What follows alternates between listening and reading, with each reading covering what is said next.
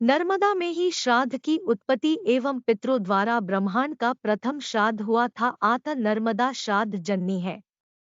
नर्मदा पुराण के अनुसार नर्मदा ही एकमात्र ऐसी देवी नदी है जो सदा हास्य मुद्रा में रहती है।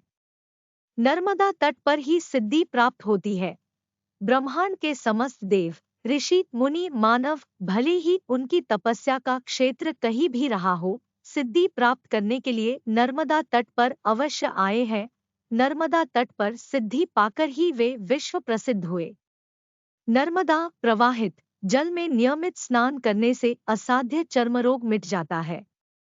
नर्मदा प्रवाहित जल में 3 वर्षों तक प्रत्येक रविवार को नियमित स्नान करने से श्वेत कुष्ठ रोग मिट जाता है, किंतु कोई भी रविवार खंडित नहीं होना चाहिए। नर्मदा स्नान से समस्त क्रूर ग्रहों की शांति हो जाती है। नर्मदा तट पर ग्रहों की शांति हेतु किया गया जब पूजन हवन तत्काल फलदायी होता है। नर्मदा अपने भक्तों को जीवन काल में दर्शन अवश्य देती है, भले ही उस रूप में हम माता को पहचान न सके। नर्मदा की कृपा से मानव अपने कार्य क्षेत्र में एक बार उन्नति के शिखर पर अवश्य जाता है। नर्मदा कभी भी मर्यादा भंग नहीं करती है।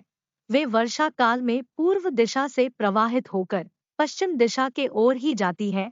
अन्य नदियां वर्षा काल में अपने तटबंध तोड़कर अन्य दिशा में भी प्रवाहित होने लगती है। नर्मदा पर्वतों का मान मर्दन करती हुई पर्वतीय क्षेत्र में प्रवाहित होकर जन धन हानि नहीं करती है।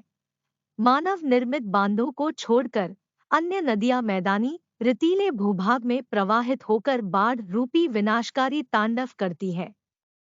नर्मदा ने प्रकट होते ही अपने अद्भुत अलौकिक सौंदर्य से समस्त सुरों देवों को चमत्कृत करके खूब छकाया था। नर्मदा की चमत्कारी लीला को देखकर शिव पार्वती हंसते हंसते हांफने लगे थे। नेत्रों से अविरल आनंदाश्रु प्रवाहित हो रहे थे। उन्होंने नर्मदा का वरदान पूर्वक नामकरण करते हुए कहा, देवी तुमने हमारे हृदय को अत्यंत हर्षित कर दिया। अब पृथ्वी पर इसी प्रकार नर्म हास्य हर्ष दा देती रहो। आज से तुम्हारा नाम नर्मदा होगा। नर्मदा के किनारे ही देश की प्राचीनतम कोल किरात व्याध गौड़ भील म्लेच्छ आदि जनजातियों के लोग रहा करते थे। वे बड़े शिव भक्त थे।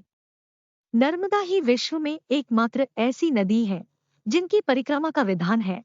अन्य नदियों की परिक्रमा नहीं होती है। नर्मदे हर